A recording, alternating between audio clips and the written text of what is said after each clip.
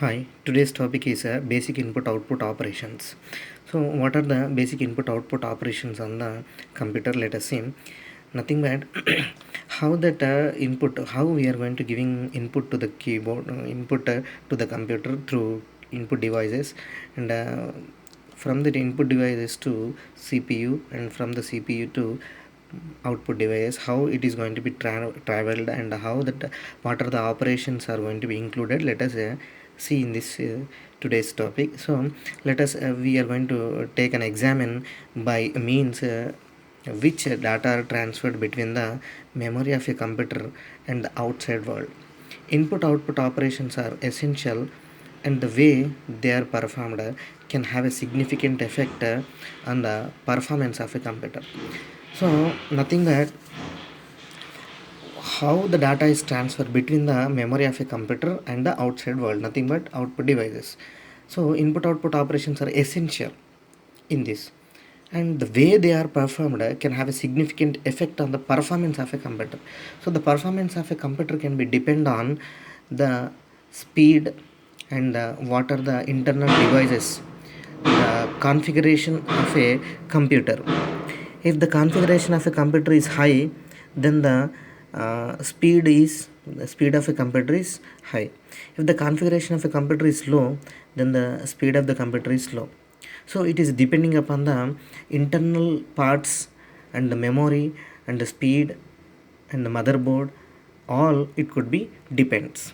So the performance of the computer is going to be depend upon the configuration of a computer. So consider a task that reads a in character input from a keyboard and produce a character output on a display screen.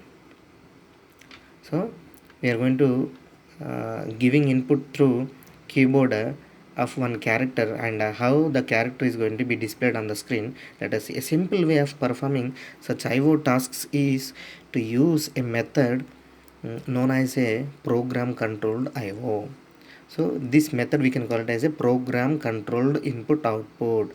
The rate of the data transfer from the keyboard to a computer is limited by the typing speed of the user, which is unlikely to exceed a few character per second. So basically, it is a the computer can process uh, per second, per millisecond, millions of characters are going to be processed. So it is depending upon the typing speed of the user. If the user is type speedily, then that data is going to be processed, and it can be displayed on the monitor speedily. If the user is types slowly, then the data is going to be displayed slowly on the monitor, nothing but depending of the typing speed of a user. So the rate of a output transfers from the computer to the display is much higher. It is determined by the rate at which character can be transmitted over the link between the computer and the display devices. So from the keyboard, it is going to be connection is going to be established through keyboard to CPU. In the CPU, again, different parts are there. For that parts, the bus connections are going to be established. Through the bus connections only, the data is going to be traveled, moving from RAM to processor, and processor to motherboard and all, and from there to output devices. So the display devices typically several thousands of characters per second. However, this is still much slower than the speed of a processor that can execute many millions of instructions per second. So per second, many millions of instructions are going to be executed. The difference in speed between the processor and IO devices create the need for mechanism to synchronize the transfer of data between them. So it is completely depend on the IO device creates the need of mechanism to synchronize the transfer of data between them. So typically, if we see the example, bus connection for processor to comma keyboard and a display. So this is the bus connection. Through these bus connections only, we have a connection, establishing the connection to processor through keyboard to display devices. So in this we have used that data in, data out, and S in and S out.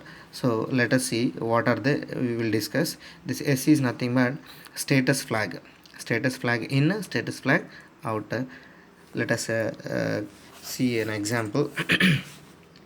A solution to this problem is as follows. An output, the processor sends the first character and then waits for a signal from the display that the character has been received. So the processor sends the first character and then waits for a signal. Processor can wait for a signal from the display, from the display that the character has been received. It then sends the second character and so on. Like this process is going on depending upon the processor and the output devices display and so on. Input is sent from the keyboard in a similar way. Input, we know that input is going to be given through keyboard. In the similar way, the processor waits for a signal. The processor waits for a signal indicating that a character key has been struck and that its code is available in some buffer register associated with the keyboard. Then the processor proceeds to read that code. So from keyboard to buffer is there, from keyboard to buffer is there. So buffer, in that buffer the character is going to be wait in that buffer.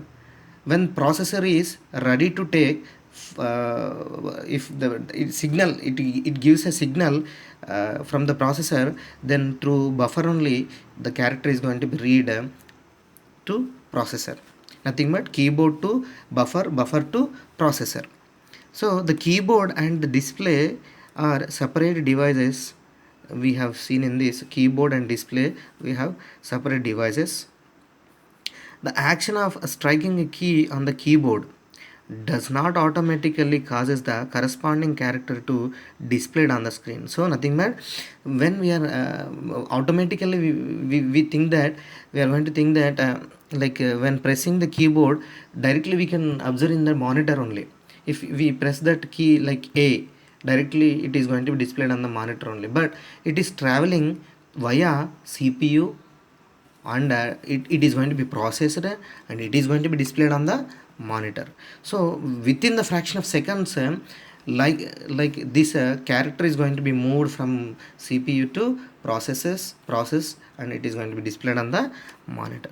So to be displayed on the screen, one block of instructions in the IO program transfer the character into the processor and another associated block of instructions causes the character to be displayed. So let us see that. Consider the problem of moving a character code from the keyboard to the processor. Let us striking a key from the keyboard. Let us see that. Let us call the register data in. So this data in register is going to be called when we press that keyboard in the key on the keyboard. So I shown in figure 2.1 in this figure to inform the processor that a valid character is in data in. So valid character we have pressed in the keyboard. So a status control flag that is called S in. S is not the status control flag in. This is S out. So status control flag S in set to 1. So here it is set to 1. Status control flag set to 1.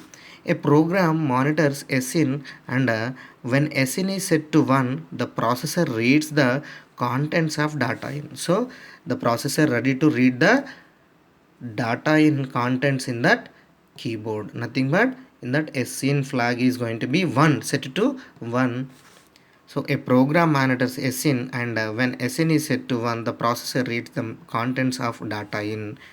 When the character is transferred to the processor, from here to processor, it is going to be transferred.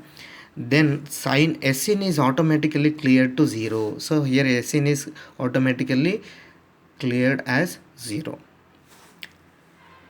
If a second character is entered at the keyboard, SIN is again set to 1 and the processor repeats. So like this, 1 is going to be nothing but processor ready to read and 0 is nothing but no character is there, and 1, like this it is going to be repeat again and again.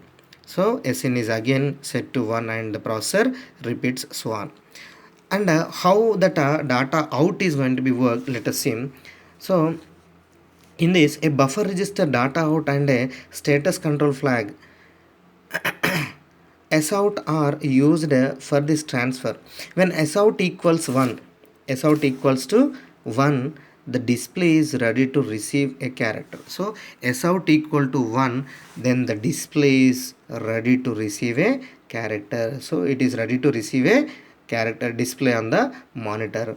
Under program control, the processor monitors sout, and when sout is set to 1, the processor transfer a character code to data out. The transfer of a character to data out clears sout to 0 when it is going to be displayed on the monitor. Then after that, it is data out, sout becomes 0 when the display device is ready to receive a second character. Then the monitor is ready to receive a second character. Then sout is again set to 1. So like this data out, sout is repeat 0 and 1, 0 and 1, 0 and 1, nothing but displaying the character on the monitor. So it works like this in the data in and data out, sn and sout. So this is called the basic input output operations in the inside of a like a CPU and a keyboard and a monitor. Okay, thank you.